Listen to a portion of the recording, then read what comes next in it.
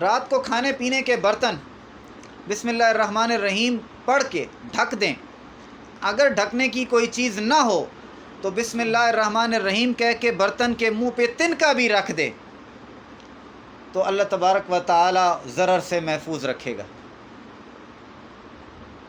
تنکا بھی رکھے بسم اللہ پہ کے، اب وہ تنکے کو کراس کرنا آسان نہیں ہے، اللہ کا نام بڑا زور والا ہے، ہمیں قدر نہ ہو حشرات کو ہے۔ مسلم شریف کی ایک روایت میں ہے کہ سال میں ایک رات ایسی آتی ہے کہ اس میں وبا اترتی ہے۔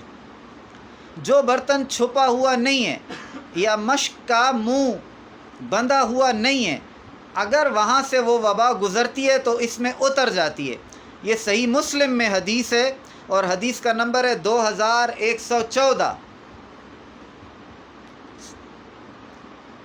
آپ نے سن لیا، سال میں ایک رات ایسی آتی ہے جس میں وبا اترتی ہے۔ تو جو برتن کھلے ہوتے ہیں، ہم اکثر یہ گلاس سیدھے رکھتے ہیں نا، ان کو الٹا کر کے رکھیں،